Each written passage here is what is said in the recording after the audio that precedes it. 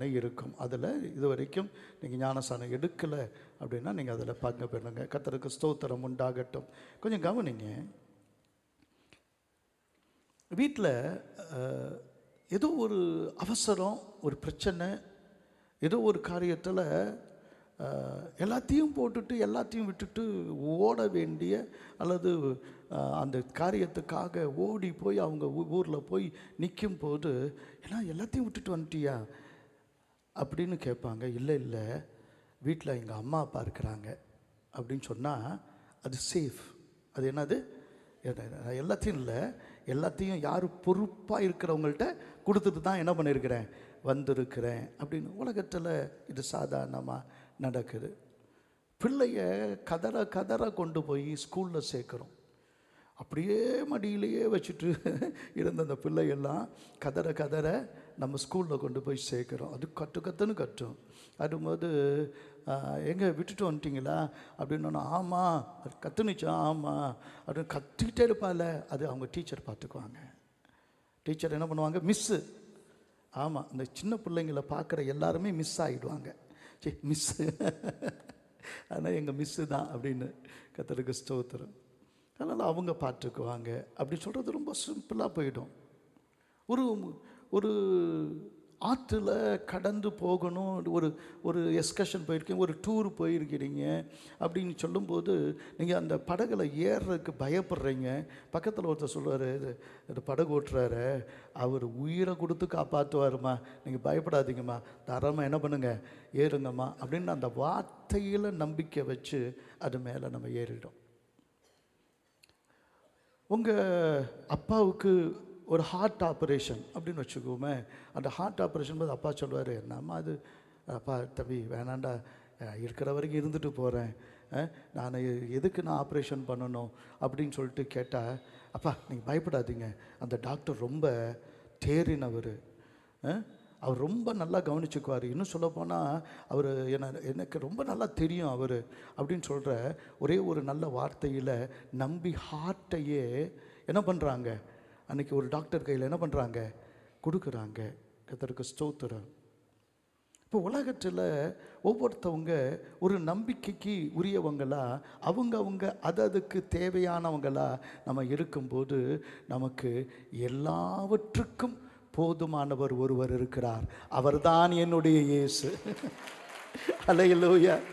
அவர்தான் போதுமானவராக இருக்கிறார். அவரே அந்த வார்த்தையை சொல்கிறார். கர்த்தருக்கு ஸ்தோத்திரம். கவலைப்படுறோம், கலங்குறோம், மற்றவங்களை குற்றம் பிடிக்கிறோம், பதட்டம் அடைகிறோம், அல்லது இந்த மாதிரி ஒரு சூழ்நிலை நிறைந்த ஒரு வாழ்க்கையில் கர்த்தருக்கு ஸ்தோத்திரம். இயேசு சொல்கிற ஒரு வார்த்தையை கொஞ்சம் கேளுங்க. லூக்கா 10வது அதிகாரம் 38ஆம் வசனத்திலிருந்து 42ஆம் வசனம் வரை நாம் எல்லாரும் சேர்ந்து வாசிக்க போகிறோம். லூக்கா 10வது அதிகாரம் 38ஆம் வசனத்திலிருந்து 42ஆம் வசனம் முடிய. பின்பு அவர்கள் பிரயாணமாய் போகையில் அவர் ஒரு கிராமத்தில் பிரவேசித்தார்.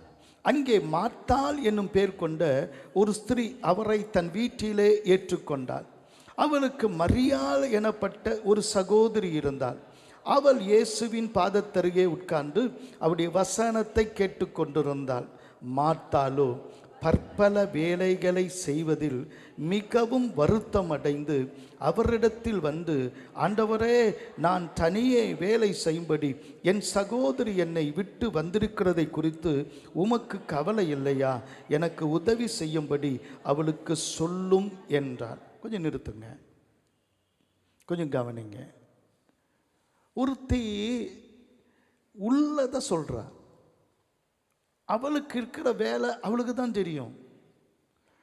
எல்லாம் விட்டுட்டு போயிட்டா அவர் தனியாக உட்காந்து இவ்வளோ பெரிய வேலைகளை எப்படி செய்வா? இவ்வளோ காரியங்கள் எப்படி தனக்கு அவளுக்கு நடந்துடும்?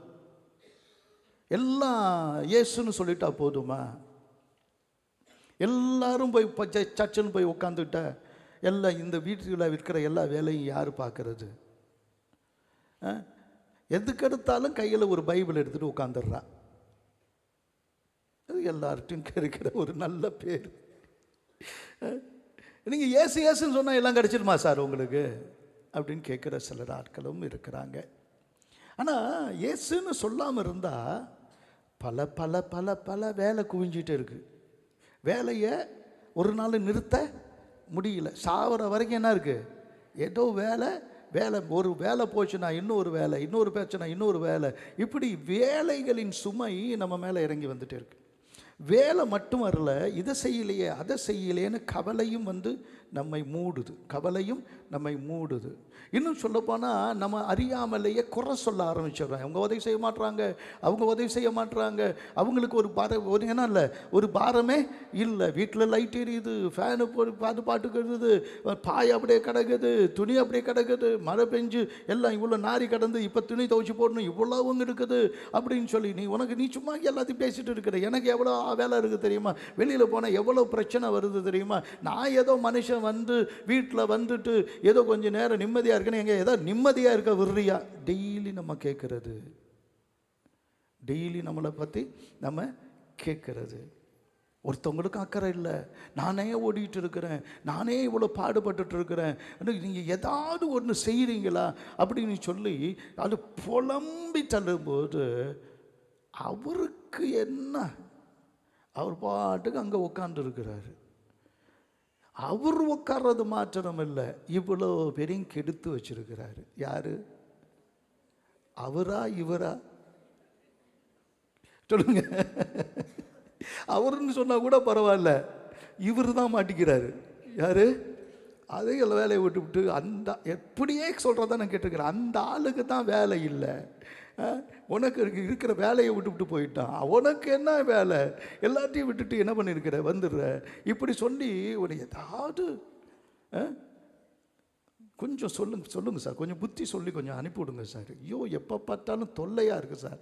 ஞாயிற்றுக்கிழமை ஒரு 2 மணி நேரம் 3 மணி நேரம் வர்றதில் அவனுக்கு வாழ்க்கையே போயிடுச்சான். ஞாயிற்றுக்கிழமை 2 மணி நேரம் 3 மணி நேரம், எப்பயோ 1 மணி நேரம் நீ ஆண்டவர் ஆராதிக்க நீ 10 நிமிஷம் பைபிள், நானே பல மணி நேரம் படின்னு சொல்லிட்டு இருக்கிறேன், நீ 10 நிமிஷம் படிக்கிறக்க என்ன பண்ணுது அவனுக்கு? அப்படியே அவங்களுக்கு எல்லாருக்கும் என்ன பண்ணுது, எப்போ பார்த்தாலும் பைபிள் அப்படின்னு சொல்லிட்டு எல்லாரும் உட்காந்து கொஞ்ச நேரம். இயேசு கிறிஸ்து சுற்றி ஒரு நாளைக்கு சாதாரணமாக 20 கிலோமீட்டர் நடந்திருக்கிறார். அந்த 3 வருஷத்தில் ஒவ்வொரு நாளும் நடந்து ஊழியத்து போயிருக்கிறார். அவர் எருசலேமில் தங்க பிரியம் இல்லை. அவர் கொஞ்சம் பெத்தானியாவில் வர்றாரு.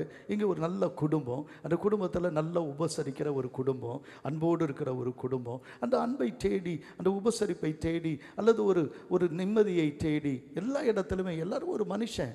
அதனால் அன்பு காட்டுறவங்கள்ட்ட அவர் வர்றது யாராக இருந்தாலும் அந்த கர்த்தருக்கும் அன்பு தான் பிடிக்கும். அன்பு தான் பிடிக்கும், உன்னுடைய உபசரிப்பு தான் பிடிக்கும், உன்னுடைய களங்கமில்லாத ஒரு அன்பை அவர் விரும்புகிற தேவன். இப்போ அங்கே வந்தால் அவரையும் நிம்மதியாக இருக்க விட மாட்டேங்கிற. அவர்கிட்டே கேள்வி கேட்குற. என்ன கேள்வி கேட்குற? உங்களுக்கு கவலை இல்லையா? இந்த உலகத்தில் இயேசு ரொம்ப வித்தியாசமானவர். ஏன் அப்படின்னு சொன்னால், இந்த உலகத்திலேயே கவலையே இல்லாமல் வாழ்ந்த மனுஷன் அவர் ஒருத்தர் தான். கஷ்டமே இல்லாத மனுஷன் நான் சொல்ல மாட்டேன், பிரச்சனையே இல்லாத மனுஷன் சொல்ல மாட்டேன். ஆனால் கவலையே இல்லாத மனுஷன் அவர் தான், பயமே இல்லாத மனுஷன் அவர் தான்.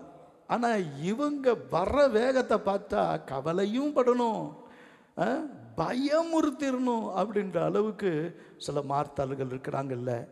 எல்லாமே மார்த்தாள் தான்.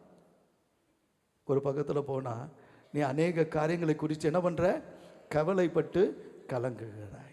ஒரு தடவை சாது செல்லப்பா சொன்ன சில காரியம் என்னுடைய மனதில் வந்துச்சு. ஆண்டவர் சொல்கிறாரு ஒரு காரியத்தில், இயேசு அவளுக்கு பிரதியுத்தரமாக மாற்றாலே 2 தடவை திரும்பி சொல்கிறாரு. கேட்க மாட்டேங்கிறாளே. ஒரு தடவை சொன்னால் கேட்கணும், திரும்பி கேட்குறாரு. மாத்தாலே சொல்லுங்க எல்லா மார்த்தாளுக்கும் சேர்த்து தான் சொல்கிறேன். நீ அநேக காரியங்களை குறித்து கவலைப்பட்டு கலங்குகிறாய். பிரச்சனை வந்துட்டு தான் இப்போ கவலையும் கலக்கமும் சேர்ந்து வருகிறது. என் பாதத்தில் உட்கார்ந்துருக்கிறவங்களுக்கு கவலையும் இல்லை, கலக்கமும் இல்லை. எத்தனை பேர் ஆமேன்னு சொல்கிறாங்க? என் பாதத்தில் உட்கார்ந்துருக்கிறவங்களுக்கு என்ன இல்லை, ஒரு இன்சூரன்ஸ் பண்ணி வச்சிடுறாரு, ஒரு செக்யூர் பண்ணி வச்சிடுறாரு. என் பாதத்தில் யார் உட்கார்றாங்களோ அவங்களுக்கு என்ன இல்லை, கவலையும் இல்லை, கலக்கமும் இல்லை. கைத்தட்டியும் சொல்லுங்களேன். அல்லேலூயா. கவலையும் இல்லை, கலக்கமும் இல்லை. அல்லேலூயா. கர்த்தருக்கு ஸ்தோத்திரம். சொல்லிட்டு நீ அநேக காரியங்களை குறித்து என்ன பண்ற? கவலைப்பட்டு இல்லாததெல்லாம் இழுத்து போட்டுக்கிற. எது தேவையோ, எது ப்ரியாரிட்டியோ அதை விட்டுவிட்டு ஏராளத்தை என்ன பண்ற? யோசிக்கிற. ஏராளத்தை யோசிச்சுட்டு அது தேவையில்லாத ஒரு கவலை. சகோதரன், ஒரு கல்யாணம் நடக்குது. அப்படி கல்யாணம் நடக்கும்போது அந்த மணப்பெண்ணு வந்து அழுவுறா. அவள் அழுவுறதை பார்த்தோன்னே கல்யாணம் பண்ண போகிறான் அவனும் என்னமோன்னு நினச்சி என்ன பண்ணுறான்? அழுவுறான். அப்படி அழுவிட்டு இருக்கும்போது அப்போ கிட்டத்தட்ட கல்யாண வீட்டில் எல்லாருமே அழுவுறாங்க. அழுதோன்னு ஒருத்தர் நிறுத்தினா, ஏன்டா கல்யாண வீட்டில் அழுவுற? எதுக்குடா அழுவுற? தெரியல. எதுக்கு அழுவுற? தெரியல. அடுத்து எதுக்கு அழுவுற? அப்புறமேல கடைசியில் பார்த்தா மணப்பெண்ணு என்ன பண்ணிருக்கிறா? அழுதுருக்கிறா. அவள் அழுகுறதை பார்த்து தான் மாப்பிள்ளை என்ன பண்ணியிருக்கிறான்?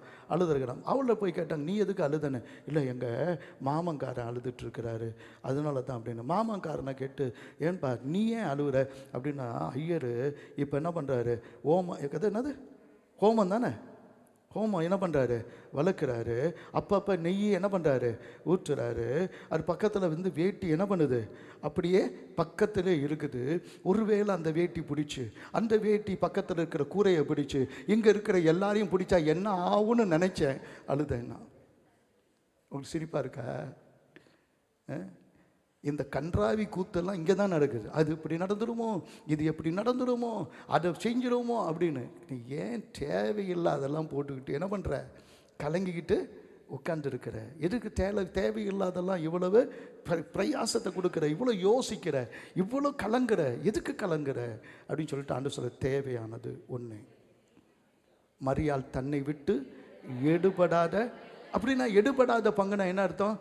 நான் போதும், உன் பிரச்சனை எல்லாத்துக்கும் நான் போதும், உன்னுடைய தீர்வு நான் தான். உன்னுடைய பிரச்சனைகளுக்கு நடுவில் நீ என்ன வை, அந்த பிரச்சனைக்கு நான் தான் தீர்வாக இருப்பேன். எத்தனை பேர் ஆமேன்னு சொல்லுங்க? அல்லேலூயா. கர்த்தருக்கு ஸ்தோத்திரம். அவரை நடுவில் வச்சு ஆண்டவர் சொல்கிறாரு, உன்னுடைய பிரச்சனைகளுக்கு நான் தீர்வாக இருப்பேன். இப்போ சாதி செல்லப்பா சொன்னோன்னே அதை விட்டுடக்கூடாது இல்லை? அதனால் சாதி செல்லப்பா ஊழியத்து வந்துட்டார். ஒரு பிராமண குடும்பத்தை சேர்ந்தவர். குடின்னு வந்தோடனே அவர் வீட்டில் இருக்கிற எல்லாரும் கைவிட்டாங்க. ஒரு வாடகை வீடு, வாடகை கொடுக்க முடியல. அதே சமயத்தில் அவருடைய மனைவி, அவர் பிள்ளைங்களும் அதிகம், ரொம்ப பசியும் பட்டினியும் ஆயிட்டாங்க. அவர் சொன்னார், அவர் ஒரு முடிவெற்ற கடைக்கு போனான்னா, முடிவெற்ற கடையில் முடியை கட் பண்ண பிறகு சொல்லுவாராம், நான் அடுத்த மாதம் தரேன்னு. ஏன் சொல்லுவீங்க அப்படின்னு சொன்னால், வேணா திரும்பி வேணா ஒட்டிடு, காசு இல்லைன்னு சொல்கிறேன், காசு இல்லைன்னா அப்புறமேல நீ உனக்கு இதாக தெரிஞ்சிச்சுன்னா திருப்பி வேணா ஊட்டிடு அப்படின்ட்டு வருவார். அவருக்கு காசு இல்லை, ஆனால் வெட்டிட்டு வந்துடுவார். கர்த்தருக்கு ஸ்தோத்திரம். நல்ல வேளை கழுத்தில் கத்தியை வைக்கல அவன். வந்துடு. வீட்டில் பெண்கள், சின்ன பிள்ளைங்க அது போய் ஒவ்வொரு வீட்லேயும் போய் கஞ்சி கேட்பாங்களாம். அந்த நாட்களில் கஞ்சி கேட்பாங்க, மாட்டுக்கு கஞ்சி வேணும்னு. ஏன்னா இவங்களுக்கு போய் கேட்டால் என்னது? அந்த கஞ்சியை ஊற்றி தான் ஒரு வாரம் குடிக்கிறாங்க. அதில் இருக்கிற சின்ன சின்ன சோறு இருக்குது பாருங்கள், அந்த சோறை எடுத்து சாப்பிட்றதுக்கு அவங்கள்ட்ட சண்டை நடக்குது.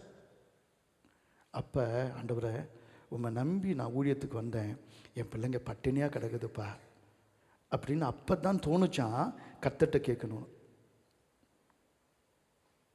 உம்மை நம்பி வந்தேன், என்ன பட்டினி போடுங்க, நான் என் பிள்ளைங்க என்ன பண்ண முடியாது, பட்டினியாக இருக்க முடியாதாப்பா அப்படின்னு.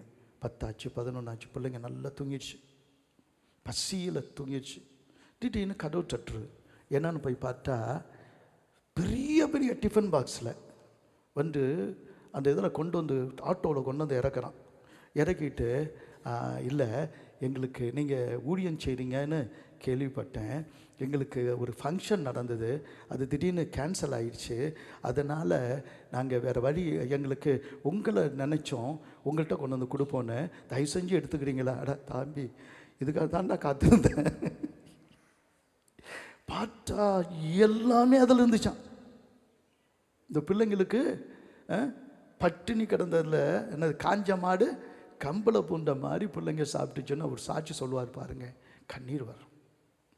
நம்முடைய தேவை இன்னதென்று முன்னமே அறிந்திருக்கிற ஒரு தேவன் இருக்கிறார்.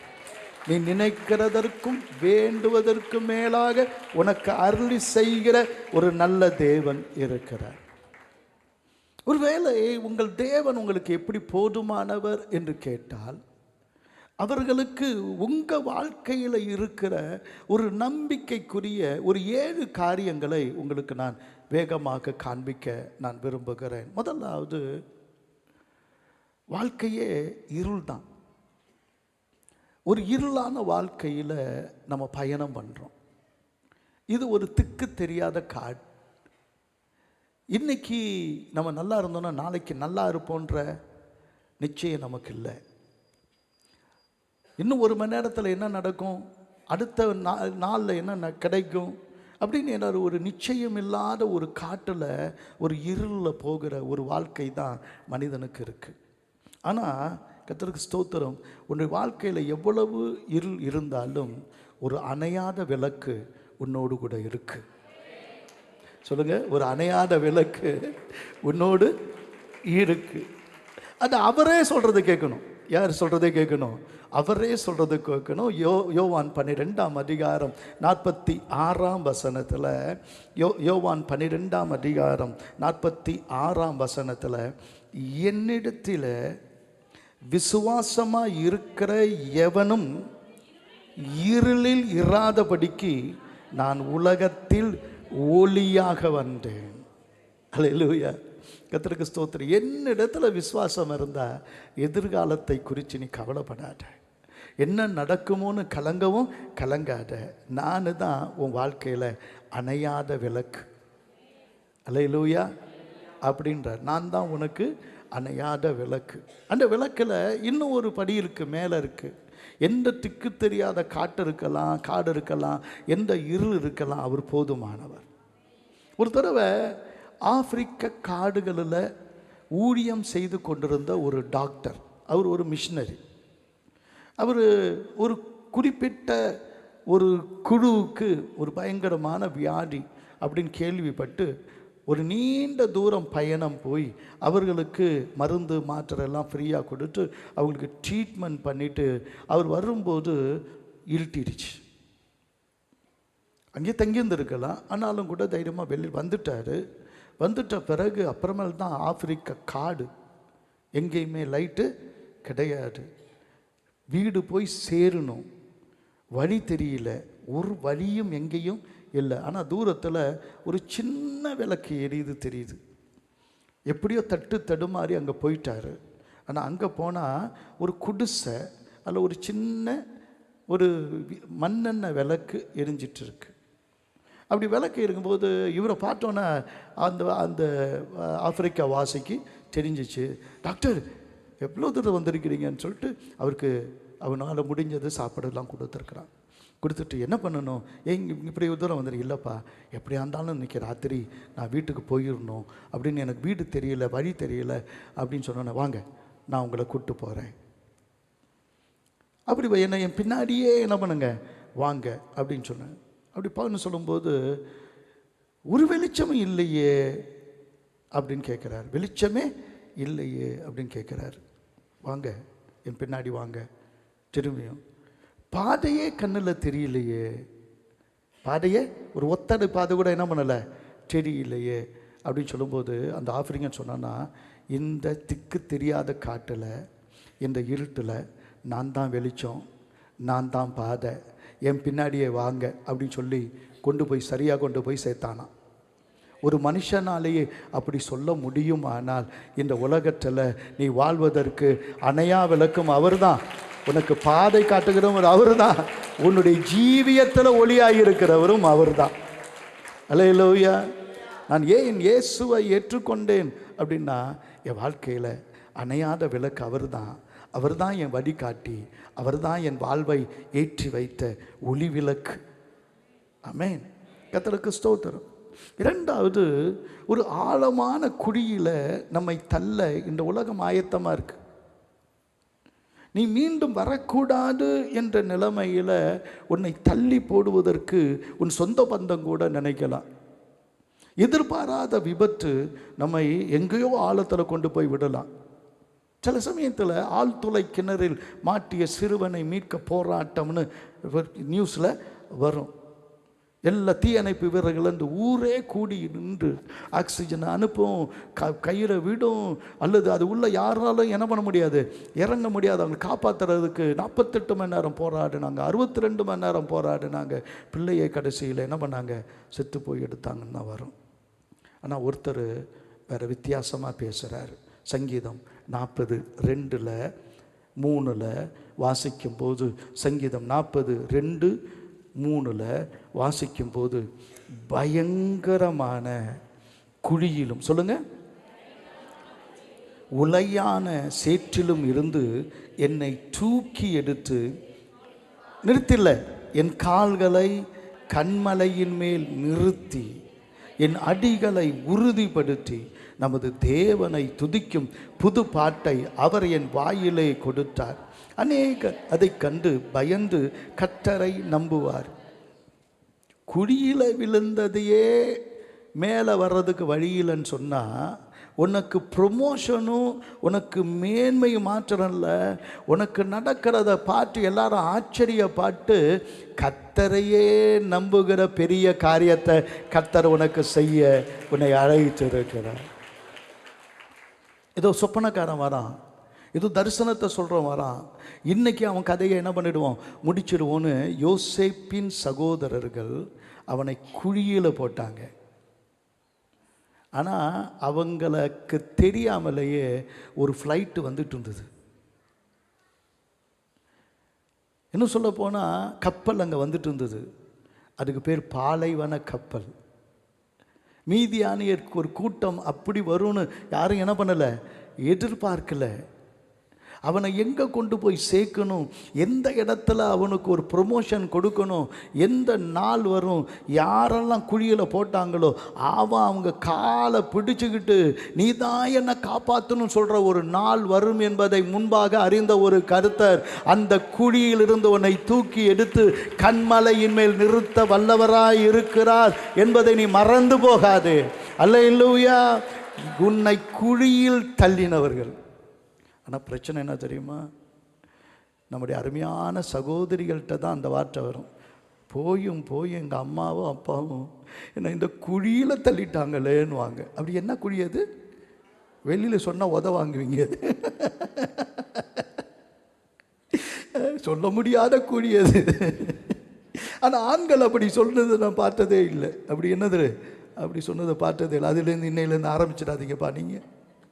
கர்த்தருக்கு போய் என்ன பண்ணிட்டாங்க, இந்த குழியில் பிடிச்சி தள்ளிட்டாங்கன்னு. நீங்கள் யாரை சொல்கிறியோ எதை சொல்கிறியோ அது எதுவானாலும் ஆண்டவராகிய கர்த்தர் அங்கே தான் உன் தரிசனத்தை வச்சுருக்கிறாரு, உன்னுடைய சொப்பனத்தை வச்சுருக்கிறாரு. அங்கேருந்து தான் நீ புறப்பட போகிற, உன் ஆளுகை அங்கேருந்து தான் வரப்போகுது. தேவனாகிய கர்த்தர் உன்னை உயர்த்தும் போது உன் ஜனம் உன்னிடத்துல வரும். அல்லேலூயா. உனக்கு விரோதமாக இருக்கிறவர்கள் உன் பட்சத்தில் வருவார்கள். அதுக்கு தான் இந்த காரியம்லாம் என்ன பண்ணுது, நடக்குது. ஆமென். நிச்சயமாக ஆண்டவர் செய்வார். அல்லேலூயா. கர்த்தருக்கு ஸ்தோத்திரம். குழியில் விழுந்ததை குறித்து கவலைப்படாத. என் ஹெல்ப் பரலோகத்தில் இருக்கிற தேவனிடத்துலேருந்து வருது. ஆண்டவர் உன்னதமானவருடைய மறைவில் இருக்கிறேன், சர்வ வல்லவருடைய நிழலில் தங்குறேன். அது கர்த்தர் எனக்கு ஒத்தாசை அனுப்புவார். ஆமென். அல்லேலூயா. எனக்கு ஒத்தாசை வரும். பர்வதங்களுக்கு நேராக என் கண்களை ஏறெடுக்கிறேன். வானத்தையும் பூமியும் உண்டாக்கின கர்த்தரிடத்திலிருந்து எனக்கு ஒத்தாசை வரும். ஆமென். சில சமயத்தில் நம்ம படுற காயங்கள் இருக்கு பாருங்க, அது ஏன்னு நமக்கு தெரியாது. ஒரு சின்ன ஆக்சிடெண்ட் நம்மை படுத்த படுக்கையாக்கிடும். எத்தனையோ பேர் அப்படிப்பட்டதான காரியங்கள் இருக்கிறாங்க. பலருடைய வாழ்க்கை முடமாகி போய்விடுகிறது. சில சமயம் ஒரு ஆஸ்பத்திரியில் போனால் சிக்குங்க, தூக்குங்க, ஆஸ்பத்திரிக்கு கொண்டு போங்க அடிபட்டவங்களுக்கு அப்படி தான் நம்ம சொல்கிறோம். ஆனால் ஆஸ்பத்திரியில் போனால் அவங்களுக்கு இது ஒரு சாதா. அங்கே வந்து உட்காந்து ரத்தம் வடியுது, காலில் வடியுது, தலையில் உடஞ்சிருக்குது அப்படின்னு சொன்னால் டாக்டர் வரட்டும். என்ன டாக்டர்னு அதுக்குன்னு ஸ்பெஷல் டாக்டர் இருக்கிறார், வரட்டும். அப்புறம் அவர் வந்து ஸ்கேன் சொன்ன பிறகு தான் என்ன பண்ண முடியும், ஸ்கேன் பண்ண முடியும். அப்புறம் முதல் உதவி அப்படின்னு சொன்னால் என்ன ஆயிடுச்சு, எதுக்கு இந்த கத்துற? இவங்க போடுற கொஞ்சம் டிங்சருக்கு, கொஞ்சம் போடுற பஞ்சருக்கு, அதுக்கு என்ன பண்ணுவாங்க? என்ன சம்பளம் வாங்குற ஆளுங்கப்பா அப்படின்னு தப்பிட்டு அப்படி எங்கள் காசில் தான் உங்களுக்கு சம்பளம் போடுறாங்கன்னு தெரிஞ்ச டிங்சர் இன்னும் அதிகமாக ஊற்றுவாங்க. ஆப்ரேஷன் பலமாக இருக்கு, வாயும் திறக்க முடியாது. சில ஆஸ்பத்திரியில், கவர்மெண்ட் ஹாஸ்பிட்டலில் கூட நல்லா கவனிக்கிறாங்க. ஆனால் நிறைய பேர் ஒரு உதாசீனப்படுத்துறதை நீங்கள் பார்க்க முடியும். உங்களுக்கு யாரும் வந்து கேட்கல, யாரும் வந்து உதவி செய்யலை அப்படின்னு சொன்னால், உங்களுக்கு யாரும் இல்லைன்னு தெரிஞ்சால் கவலையே பட மாட்டாங்க. நீ பாட்டு கத்திட்டு கடை அப்படின்னு விட்டுருவாங்க. ஆனால் தேவனுக்கு மகிமை உண்டாகட்டும், தான் கத்துகிறது யாரை கொண்டு வருகிறது என்று தெரியாமலேயே ஒருத்தன் கற்றி கொண்டிருந்தான். அவருடைய கற்றுதல் ஒரு நல்ல சமாரியனை கொண்டு வந்தது. இன்னைக்கு நீங்கள் நினைப்பீங்க, ஆபத்து காலத்தில் என்ன நோக்கி கூப்பிடு, நான் உன்னை, நீ என்னை, இதெல்லாம் நம்ம சொல்கிறோம். எப்படி உலகத்தில் அப்படி மகிமை வரும் அப்படின்னு சொன்னால், இன்னைக்கு ஆசாரியன்கிட்ட கூப்பிட்ட போது ஆசாரியன் வரல அப்படின்னு நம்ம குறை சொல்லிட்டு இருக்க வேண்டிய அவசியம் இல்லை. ஆசாரியனுக்கு அதிகமாக வேலை இருக்குது இப்போல்லாம், என்னையும் சேர்த்து தான். நீ கூப்பிட்ற நேரத்தில் எந்த ஆசாரியன் என்ன பண்ணுறதில்ல, வர்றதில்லை. அதனால சபையை மாற்றிக்காத, ஏதோ போகிற சர்ச் அவ்வளோதான். சில சமயத்தில் இப்படி என்ன பண்ணோம், வரலாம், இல்லை ஒரு வேளை ஆசாரியன்ட்ட கூட குறைகள் இருக்கலாம். விடு, கர்த்தருக்கு ஸ்தோத்திரம். நல்ல வேலை உனக்கு நான் அண்ணனாக இருக்கிறேன். ஆசாரியன் எனக்கு இருந்தால் என்னையோ எனக்கு டிஸ்மிஸ் பண்ணியிருப்பீங்க. கர்த்தருக்கு ஸ்தோத்திரம். நல்லா கவனிங்க, ஒரு லேவியன் வரான். சரி, இவனால் உதவி கிடைக்கும், அவனால் என்ன பண்ணலை, உதவி கிடைக்கல. உன் கூப்பிடுற சத்தம் யார்கிட்டையும் கேட்கல. ஆனால் இவன் கூப்பிட்ட ஒரு சத்தம் இன்னைக்கு உலகத்தில் எங்கே பஞ்சம் வந்தாலும், எங்கே ஒரு வெள்ளம் வந்தாலும், எங்கே ஒரு யுத்தம் வந்தாலும் அங்கங்கே நல்ல சமாரியர்களை கொண்டு வந்து நிறுத்துகிறது. இந்த ஒரே ஒரு சம்பவம். செஞ்சிலுவை சங்கம், செஞ்சிலுவை சங்கம்னு ஒன்று கேள்விப்பட்டிருப்பீங்க. எங்கே ஒரு யுத்தம் நடந்தாலும், ஒரு தீவிரவாத குழுவில் இருக்கிற ஒருத்தவங்க கூட அடிபட்டாலும் கூட அவன் வாழ்கிறதுக்கும் உரிமை இருக்குது அப்படின்னு சொல்லி ஒரு கொடியை பிடிச்சுக்கிட்டாங்கன்னா அந்த இடத்துல என்ன பண்ண முடியாது, யுத்தத்தை பண்ண முடியாது. அவனுக்கு முதல் உதவி என்ன பண்ணுது, கிடைக்குது. காரணம், அங்கே பறக்கிற ஒரு சிலுவை கொடி. அல்லேலூயா, கர்த்தருக்கு ஸ்தோத்திரம். நான் அவன் கையில் கொண்டு வந்து நான் கொஞ்சம் வித்தியாசமாக யோசித்தேன். கர்த்தருக்கு ஸ்தோத்திரம். அவன் கையில் கொண்டு வர்றது, ஒருவேளை எங்கேயாவது போகும்போது கீழே விழுந்துட்டோன்னா, சிராய்ப்பு ஏற்பட்டால் அந்த இடத்துல அந்த ஒலிவை எண்ணெய் என்ன பண்ணுவாங்க, தடவுனா தக்கணுமான்னு எப்பொழுதும் கொஞ்சம் ஒலிவை என்ன பண்ணுவாங்க, வச்சுக்குவாங்க, ஒலிவை எண்ணெயை வச்சுக்குவாங்க. ஆனால் இவன் எக்ஸ்ட்ரா வச்சுருந்தான். அதுக்கு பேர் திராட்சை ரசம். திராட்சை ரசம். அங்கே அந்த வசனத்தில் நான் வாசித்தேன், ரொம்ப வித்தியாசமாக இருந்தது. என்னென்னா, அவன் காயங்களில், அப்படி தானே அந்த வசனம் சொல்லுது. 34ஆம் வசனத்தில், லூக்கா 10:34, கிட்ட வந்து பின்பு சமாரியன் ஒருவன் பிரயாணமாய் வருகையில், லூக்கா 10:33-34, பின்பு சமாரியன் ஒருவன் பிரயாணமாய் வருகையில் அவனை கண்டு மனதுருகி கிட்ட வந்து, அல்லேலூயா, தூரம் இல்லை, அல்லேலூயா. அப்படின்னா தேவனுடைய பிரசன்னத்தை உன் காயப்படும்போது, உன் மன காயம் இருக்கும்போது தேவனுடைய பிரசன்னத்தை நீ கிட்ட பார்ப்ப, அவரை கிட்ட பார்ப்ப. தூரத்தில் இல்லை, அவரை கிட்ட கொண்டு வருகிறது உன்னுடைய காயம், உன்னுடைய வேதனை, உன் கண்ணீர், உன்னுடைய வார்த்தை, உன்னுடைய கூப்பிடுதல். அல்லேலூயா. பரிதீமை அவனை பார்த்து அவனை கிட்ட வர சொன்னாங்க. அவன் கூப்பிட்டான், போதகரை தொந்தரவு பண்ணாத சொன்னான். தாவீதின் குமாரனே சொல்லுங்க. அது பிச்சை இல்லை, அது உரிமை. யாரும் நம்முடைய குரலை என்ன பண்ண முடியாது, அடக்க முடியாது. அந்த சத்தத்தை இயேசு கேட்டு நின்றார். அகில உலகத்தையும் சுத்த வச்சு அதை ஓட வைக்கிற ஒரு ஆண்டவர் ஒரு குருடனின் குரலுக்கு நின்றார். எத்தனை பேர் சொல்லுங்க அல்லேலூயா, கர்த்தருக்கு ஸ்தோத்திரம். உலகத்தையே சுத்த வச்ச ஒருவரை ஒரு கத்தல் நிறுத்துனுச்சு. அவர் வரும்போது கர்த்தருக்கு ஸ்தோத்திரம், அவர் வெறும் எண்ணெயை வெளியில் பூசி போகிறவர் இல்லை, உன்னுடைய உள்ளத்தில் இருக்கிற காயங்களை ஆற்றத்தான், மீண்டும் உனக்கு ஒரு சந்தோஷத்தை கொடுக்கத்தான், மீண்டும் ஒரு ஆடல் பாடல் சத்தம் வாழ்க்கையில் வரும் என்பதற்காகத்தான், உனக்கு இன்னும் ஒரு மகிமை காற்றிருக்கிறது என்பதற்காகத்தான் தன்னுடைய வாகனத்தில் ஏற்றி கொண்டு வந்து உன்னை பராமரிக்கிறார். கர்த்தருக்கு ஸ்தோத்திரம். உன்னுடைய கூக்குரல் ஒரு நாளும் வீணா போகாது. எத்தனையோ கோடிக்கணக்கான பேருக்கு உதவி தருகிற கர்த்தரை நீ கூப்பிடுகிறாய். அல்லேலூயா. நல்ல சமாரியனாய் நீ எழும்புகிறாய். ஆமென்.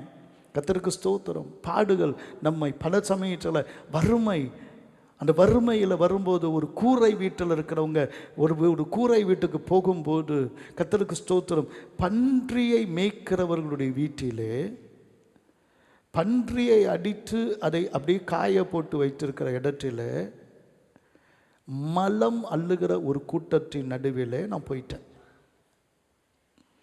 அந்த பிள்ளை கூப்பிட்டு, அண்ணா வாங்க அப்படின்னு போனால், உட்காருங்கன்னு கீழே தரையில் உட்கார வச்சுச்சு.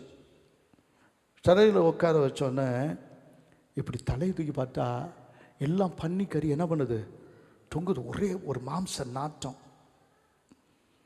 அப்போ ஒரு என்ன செஞ்சிச்சுன்னு தெரியல, செஞ்சு வச்சு, எங்கள் வீட்டில் நீங்கள் சாப்பிடுவீங்களான்னு கேட்டுச்சு.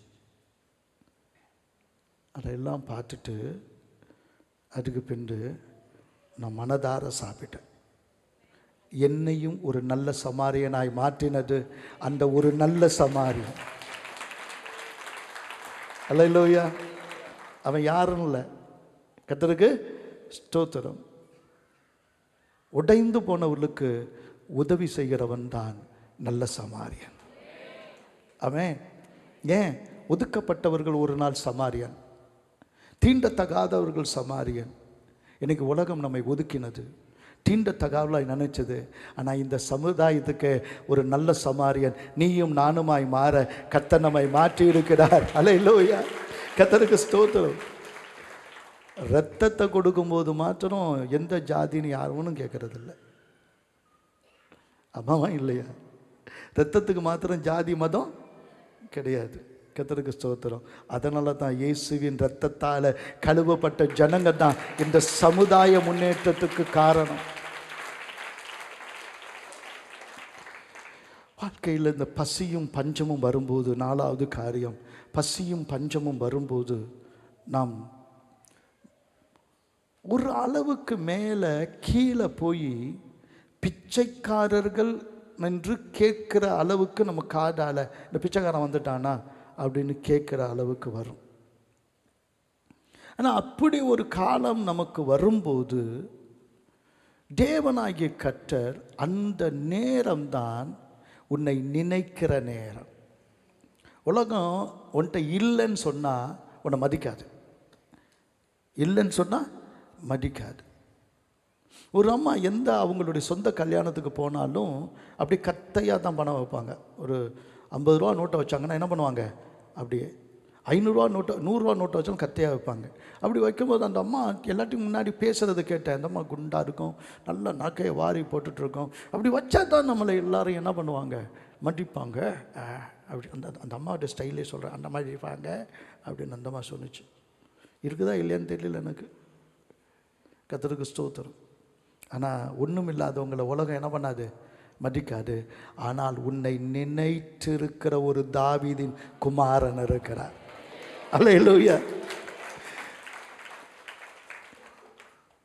நம்ம எங்கேயோ பிறந்தோம், எங்கேயோ வளர்ந்தோம், எப்படியோ நம்முடைய உறவுகள் எல்லாத்துலேயும் எங்கேயோ ஒரு ஏற்றம் இருக்குது. ஆனால் வாழ்க்கை ஒரு சக்கரமாய் வரும்போது வறுமையும் பிரச்சனையும் போராட்டமும், அல்லது ஒருவேளை எல்லாரும் கைவிடும் போது நம்ம இருக்கிற பாதை, நம்முடைய வீடு, நம்முடைய எந்தையுமே உலகம் அறியாது.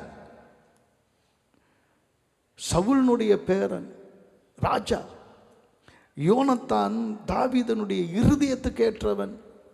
அப்படி ஒரு நண்பன். அவனுடைய மகன், அவன் பேர் மேவிபோசேத். சரி, மேவிபோசேத்.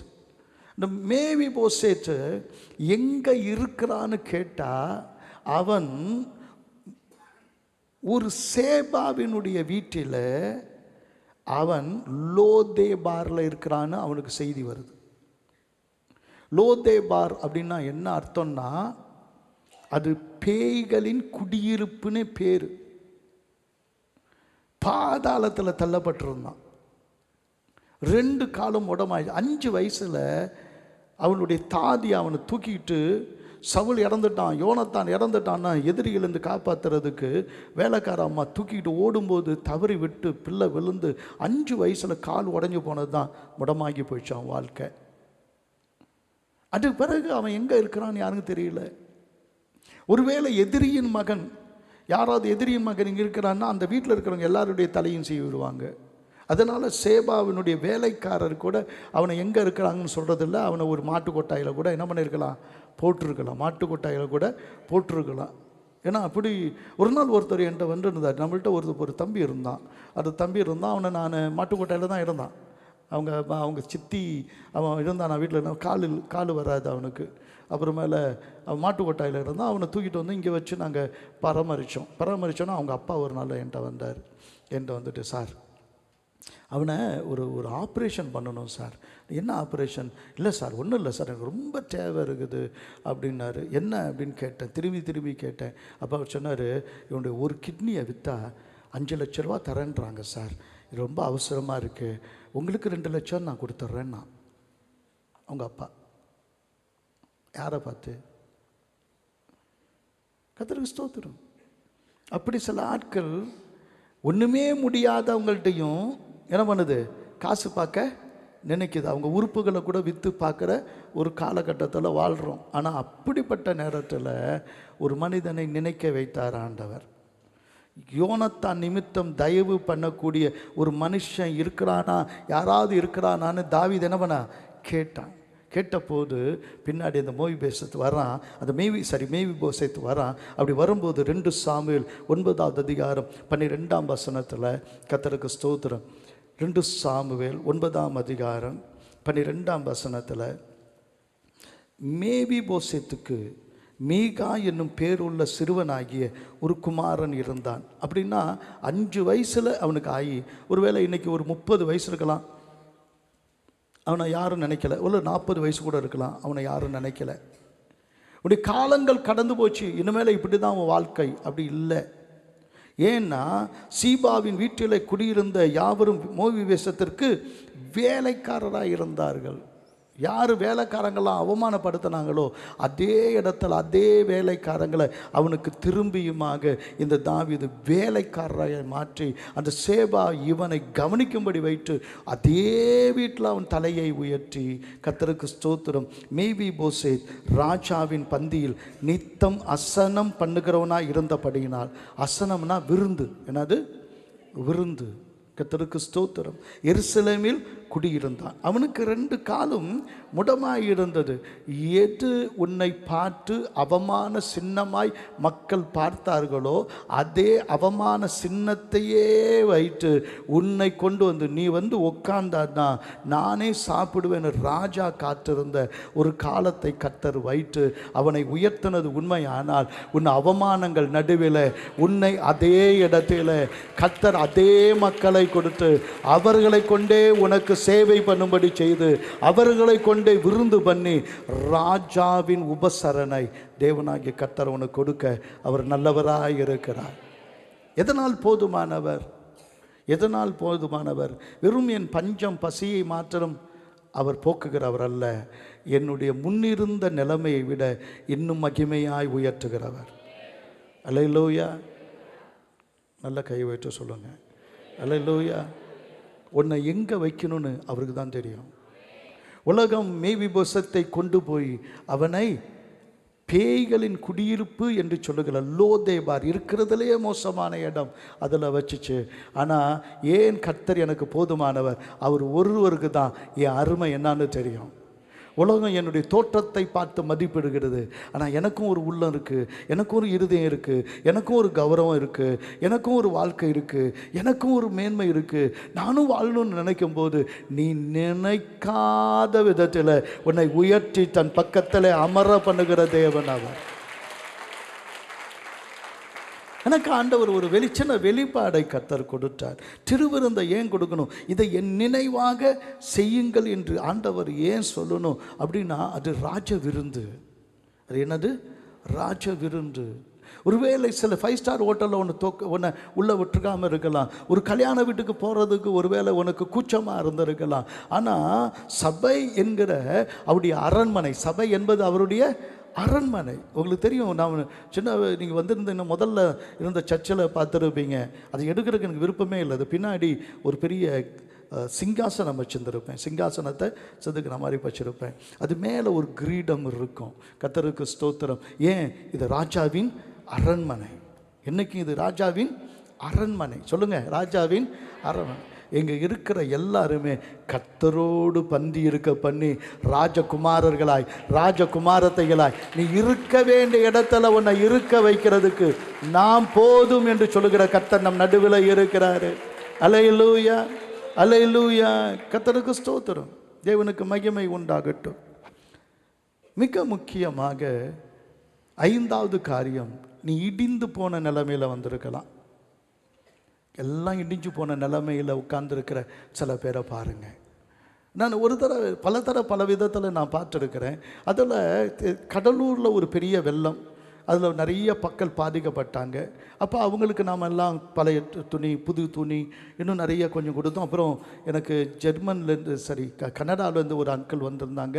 அவங்களும் கொஞ்சம் நிறைய பணம் கொடுத்து அவங்களும் அந்த ஜாமான்லாம் வாங்கி அவங்களும் கொண்டு வந்து கொடுத்தாங்க. இப்படி நிறைய பேர் நம்ம போகும்போது நிறைய வேனில் வச்சு இப்போ நமக்கு அரிசி மூட்டை அட்டி இது அப்படின்னு சொல்லி என்ன பண்ணோம், எல்லா ஜாமானை வாங்கி கொண்டு போய் வீதியாக போய் அந்த மக்களுக்கு போய் கொடுக்க போகும்போது நான் வழியில் பார்த்த காட்சிகள் எல்லாம் வதனையாக இருந்தது. ஜனங்க நேற்று வரைக்கும் நல்ல நிலைமையில் இருந்த வீட்டில் தண்ணி புகுந்ததுனால அரிசி பருப்பிலிருந்து போய் அல்லது ஃப்ரிட்ஜில் இருந்து மிக்சி மிஷின்லேருந்து அல்லது அவங்களுடைய வாஷிங் மிஷின்லேருந்து ஏன் அவங்க பெட்டெல்லாம் புகுந்து ஒருவேளை அவங்க தங்குறதுக்கு வழி இல்லாமல், சாப்பிட்றதுக்கு வழி இல்லாமல், கட்டுறதுக்கு ஒரு துணி இல்லாமல் தெருவில் நின்று கையை எடுத்து என்ன பண்ணுவாங்க, அப்படி என் நம்ம போகும்போது கையெடுத்து ஏதாவது கொடுத்துட்டு போங்க சார், ஏதாவது கொடுத்துட்டு போங்கன்னு அந்த கைகளை பார்த்து நான் அவ்வளோ வேதனைப்பட்டேன். என்னால் நிறுத்தாமல் இருக்க முடியல. பார்த்துருப்பீங்க, என்னோட வந்தவங்களுக்கு தெரியும். கர்த்தருக்கு ஸ்தோத்திரம். அங்கங்கே நிறுத்தி அதை கொடுத்து கொண்டு போனோம். கர்த்தருக்கு ஸ்தோத்திரம். திரும்பி போய் கடலூருக்கு போகும்போது இருக்கிற அந்த நினைவுகள் எனக்கு இன்றைக்கி உண்டு. கர்த்தருக்கு ஸ்தோத்திரம். ஜனங்க எல்லாம் இடிஞ்சு போன ஒரு நிலைமையில் இருக்கலாம். நீ கூட இடிஞ்சு போன நிலைமையில், ஏன் கர்த்தர் போதுமானவர். இடிந்து போன இடத்துல, எல்லாமே நொறுங்கி போன இடத்துல ஆண்டவராகிய கர்த்தர் பரவாயில்ல ஒரு கூரையை கட்டிக்கன்னு சொல்லலை. என்ன சொல்கிறாருன்னா, எரேமியா 42வது அதிகாரம் 10ஆம் வசனத்தில், எரேமியா 42வது அதிகாரம் 10ஆம் வசனத்தில் வாசிக்கும் போது அங்கே சொல்கிறாரு, கர்த்தருக்கு ஸ்தோத்திரம்,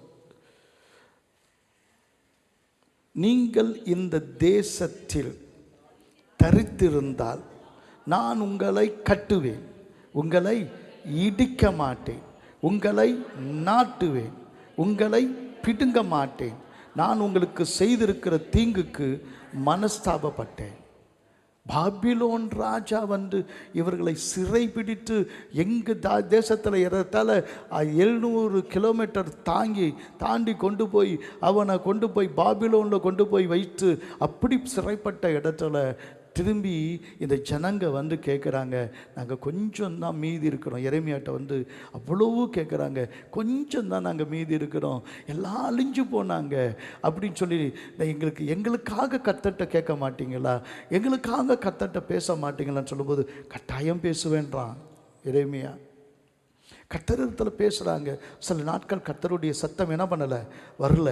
ஆனால் கர்த்தர் பேச ஆரம்பிக்கிறார். பேசும்போது சொல்கிறார், மக்கள்கிட்ட போய் சொல்லு, நீங்கள் இந்த தேசத்தில் நீங்கள் தரித்திருந்தால் அப்படின்னா ஓடாதீங்க, இன்னொரு தேசத்துக்கு ஓடாதீங்க. நீங்கள் எந்த இடத்துல இடிஞ்சு போனீங்களோ அதே இடத்துல உங்களை கட்டுவேன்.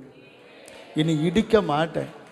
நான் செய்த இந்த காரியத்தை நினைத்து நான் மனஸ்தாபப்படுவேன். நான் என்ன பண்ணுவேன், மனஸ்தாபப்படுவேன். கர்த்தருக்கு ஸ்தோத்திரம். ஆண்டவர் நம்ம பார்த்து, ஐயோ இப்படி ஒரு தீங்கு என் பிள்ளைக்கு வந்துருச்சே அப்படின்னு மனம் கசந்து போகிறவர். அவர் சும்மா ஏதோ ஒரு உதவி தானே, இந்த அது நான் கேட்டாலாம் அப்படியே கொடுக்கும். அந்த தெய்வம் இல்லை, மனதுருகுகிற ஒரு தெய்வம். சிதறப்பட்ட ஆடுகளைப் போல இருக்கிற ஜனங்களை பார்த்தபோது அவர்களுக்காக அவர் மனதுருகுகிறாராம். கர்த்தருக்கு ஸ்தோத்திரம். மத்திய 14:14 நினைக்கிறேன், வாசிச்சு பாருங்க. மத்திய 14ஆம் அதிகாரம் 14ஆம் வசனத்தில் ஒருத்தர் வாசிங்க. இவ்வளோ நேரமா மத்திய எடுக்கிறக்கா? திரளான ஜனங்களை கண்டு அவர்கள் மேல் மனதுருகி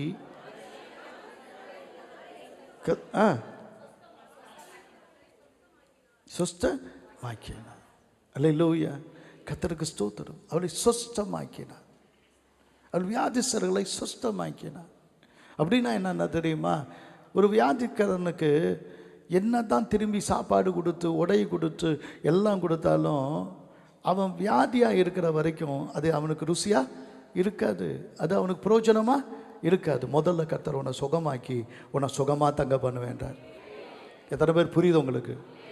உங்களுடைய சரீரம் பலவீனமாக இருந்தால், உங்கள் சரீரம் எப்படிப்பட்ட நிலைமையில் இருந்தாலும் அதை சுகமாக்கி உன்னை சுகமாய் தேசத்தில் தங்க பண்ணுவேன்றார். நல்ல காரியம் தானே சொன்னேன்? அல்லேலூயா, கர்த்தருக்கு ஸ்தோத்திரம்.